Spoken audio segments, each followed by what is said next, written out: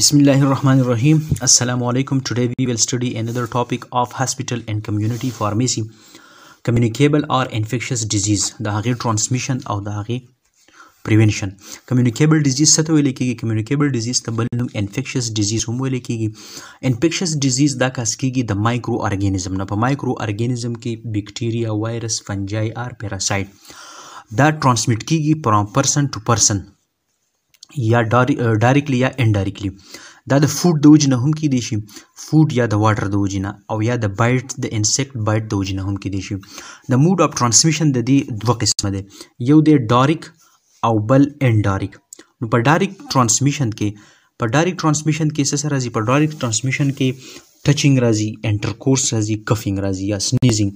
او په انډایرک میتھډ کې به زموږ سره انټرمیډیټ یا کنټامینیټډ آبجیکټ یا ویکټر یا د ویکل په ذریعه باندې لکه سلایوا په ډراپلیټس په فارم کې یا د ویکل په فارم کې چې فود یا فلویډ یا ایر کې دی شي او یا انسیکټ هم کې دی شي. دې ته انډایرک میتھډ وایو. په دې کې پرسن ته د بل پرسن نه انفیکشن لګي خو په انډایرک طریقه باندې، او په ډایرک طریقه چې دی نو هغه به پرسن ټو پرسن ډایرک کانټیکټ وي.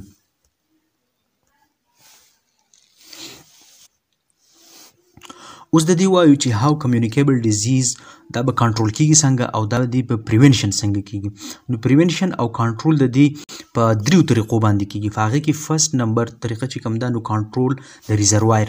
ریزروایر مین هغه ایریا یا هغه آبجیکټ چې په هغه کې زموږ سره پیتوجینز وي. پیتوجین مینز کوم چې د ډیزیز کاس کوي، لکه بیکټیریا یا وایرس یا فنجای یا پیراسایت. د دې ریزروایر کوم ځای کې دی، دی په کوم ځای کې اوسیږي یا انفیکټډ پرسن دی، دا به آیسولیټ کو، دا به ډایګنوز کو، دا به آیسولیټ کو.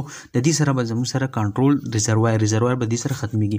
دویم نمبر دی انټرپشن اف ترانسمیشن. د ترانسمیشن د ډیزیز چې کوم چین دی هغه چین به مونږ ختمو. لکه دا په کمیونټي کې څنګه سټاپ کیږي، نو دا کې به مونږ بریک راولو. کوم میتھډ چې مونږ یوز کوو په هغې کې به دا ترانسمیشن مونږ بریک کوو. تھرډ نمبر په دې کې دی سسیټیبل هوسټ چې کوم دی هغه هوسټ به مونږ پروټیکټ کوو د څه په ذریعه باندې، یا د کیموتراپي په ذریعه باندې، کیمو پروفایلیکسس ورته ویل کیږي، او یا ایمونایزیشن د ویکسینیشن په ذریعه باندې. د کمیونیکیبل ډیزیز د کنټرول لپاره زموږ سره په دې کې نور میجرمنټ هم شته چې په هغه کې فرست نمبر دی بیهیویرل چینجز. په بیهیویر کې به چینجز راولو. بیهیویر کې چینجز څنګه راځي؟ یو راځي دا په لایف سټایل چینج باندې، لکه فار ایگزامپل ریګولر هینډ واش، هیلثي ډایټ، پرسنل هایجین، انوایرمنټل هایجین، او داسې نور په ډیلی اکټیویټیز چې څومره هیلثي اکټیویټیز دي هغه اډاپټ کول. سیکنډ نمبر باندې ویکسینیشن، کوم چې په کمیونټي کې هارډ امیونټي پیدا کوي. تھرډ نمبر میډیکیشن چې مونږ په بیکټیریا یا فنجای یا وایرس دا مونږ کیل کوو یا د هغې گروث سټاپ کوو، لکه بیکټیریو سټیټک چې د بیکټیریو گروث پې سټاپ کیږي، یا بیکټیریو سایډل چې د بیکټیریا کیل کیږي په هغې باندې، نو دا میډیکیشن باندې مونږ سټاف کولی شو. په فورث نمبر چې کوم دی سرویلینس، د ډیزیز مانیټرنګ به پکاري.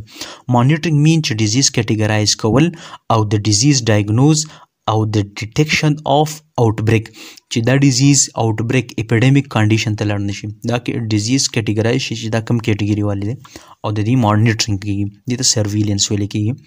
ففتھ نمبر ماډیفاینګ انوایرمنټ په ماډیفای کو، لکه ویکټر کنټرول شو، سیف واټر، سینیټیشن اینڈ پرسنل اینڈ environmental hygiene. 6 number sterilization means to kill all microorganism along the bacterial spore. No da sterilization show. 7 number دی کې راځي infectious control. infection control به موږ څنګه ساتو؟ infection control داسې راځي چې stage 1 2 3 or 4 چې بیکټیریا، وایرل یا فنګل انفیکشن کم سټیج کې دی، نو دی به په کم لیول باندې کنټرول کول غواړي. او 8 نمبر دی کې دی ایجوکیشن، ډیفرنٹ سیمینارز، ورکشاپ یا فرنٹ میډیا، الیکټرانیک میډیا، سوشل میډیا، او داسې په نیوز پیپر باندې مختلف سیمینارز کاغه په سکولز، کالج، یونیورسټي کې، او لیټریټ پیپل ته د هغو مطابق ایجوکیشن ورکول په څه باندې؟ په انفیکشن ډیزیز کنټرول باندې، چې ډیزیز څنګه ترانسمیټ کیږي د یو نه بل ته او دا څنګه کنټرول کیږي، نو د دې ایجوکیشن به ورکولی کیږي. دا هغه میجرمنټو چې په دې باندې انفیکشس ډیزیز کنټرول کیږي.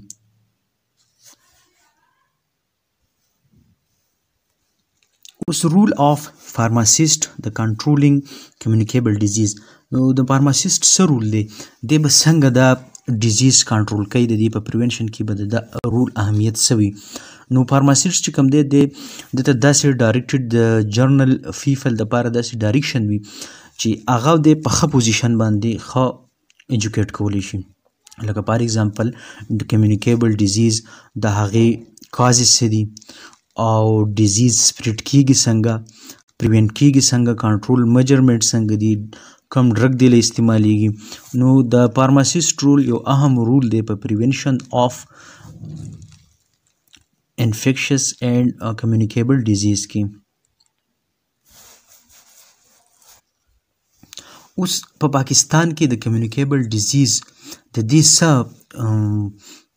فهلو ده، د دې ماضي او د دې فیوچر.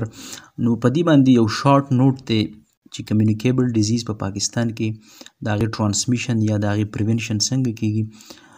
نو کمیونیکیبل ډیزیز دا په پاکستان کې یو غټ اهم ایشو ده، یو غټه مسله ده، ځکه چې په دې کې زموږ سره غټ ریسک دی د اپیډیمکس. نو هغې اپیډیمکس د څه د وجې نه راځي؟ ځکه چې اوور کراوډډ سیټیز دي پاکستان او انسیف ډرینکینګ واټر دي، بل د سینیټیشن پور سینیټیشن دی او سوشو اکنامک کنډیشن چې د ټولو خلکو زیاتره خراب دی او هیلث اویرنس نشته. ویکسینیشن په باره کې چې کوم دي مختلف رومرز او ان ایډوکیټ ویکسینیشن کوریج داسې اوټریچ ایریا دي چې هغې ته رسیدل هم ناممکن وي. بل د پیپل امنګ د ویکسینیشن داسې افواګانې هم مشهورې وي. او بل کمیونیکیبل ډیزیز پاکستان کې د لو ایجوکیشن یا د لو اویرنس د وجې نه هم پاکستان کې یو غټه مسله ده. پاکستان کې چې کوم کامن ډیزیز دي، infectious ډیزیز، په هغې کې خاص کر چکن پاکس، انفلوینزا، ټیوبرکلوسیز، هیپاټایټس ABC او میزل او ایډز. دې نه علاوه نور دې کې کامن کولډ دی، هیډ لایس، فلو اور انفلوینزا، هینډ فوټ ماوث ډیزیز شو، کانجکټوایټس شو، داسې فینوام، ګیسټرونټرایټس او دې نه علاوه نور پکې هم شته. نو دا هغه کامن ډیزیز دي کوم چې په پاکستان کې ډیر په یو غټ مقدار، بلکې موږ به داسې ووایو چې د هغې مورټیلیټي اینډ موربیډیټي ریټ چې کوم دی هغه ډېر زیات سوا دی، خاص کر چکن فاس، انفلوینزا، ټیوبرکلوسیز، هیپاټایټس، میزل اینډ ایډز. بل ټاپک دی کې دی چې EPI Expanded Program on Immunization. Expanded Program on Immunization څه ته ویل کېږي؟ د دې ابریویشن چې دی EPI. نو EPI چې دی دا د ورلډ هیلث ارګنایزیشن پروګرام دی چې هغه د ویکسینیشن دپاره دی چې انفنټ او چلډرن ټوټل هغو څه کړي، هغه ویکسینیټ کړي. او ابجیکټیو د دې څه دی؟ ابجیکټیو دا دی چې زموږ سره د ماربیډیټي او د مارټیلیټي ریشو کم شي او دا منډیټري دی د ټول انفنټس او د چلډرن دپاره. نو ایکسپینډډ پروګرام آن امیونایزیشن چې دی دا ډیزیز پریونشن اکټیویټي ده او د دې مقصد موږ دا وي چې دا زموږ سره ایلنس کم کړي، ډسیبلیټي او مارټیلیټي د چایلډ هولډ ډیزیز کم چې پریونټ کیږي په امیونایزیشن باندې. دا مختلف د دې آبجیکټس دي او نیډ آف د ډے دی. بل دا دی چې د رایزنګ کاسټ آف ټریټینګ د ډیزیز ریکوایر اس فار فوکس مور آف دیر پریونشن. بل د دې د ډیزیز د راتلو نه مخکې د دې پریونشن ډیر زیات اهم، ډیر زیات ضروري دی او د دې کم کامپوننټس چې دي د EPI هغه لاندې ورکړی شوي دي. EPI په پاکستان کې دا پروټیکټ کوي اگینسٹ د 8 ډیزیز، ویکسین پریونټیبل ډیزیز چې کوم دي هغه ایمونایزیشن ورکړی کېږي ماشومانو ته انډر کم چې د 23 میاشتو نه د هغو عمر کم وي. بل دا چې EPI چې کوم ده هغه منیج کوي او امپلیمنټ کوي د پروینشل لیول او کوارډینیشن پرووایډډ بای د منسټري آف انټر پروینشل کوارډینیشن. اوس د دې ابجیکټیو موږ وایو چې د دې EPI ابجیکټیو څه دي، مطلب چې د دې مقاصد څه دي. ټو آف EPI د EPI ابجیکټیو څه دي، د دې ایم څه دي.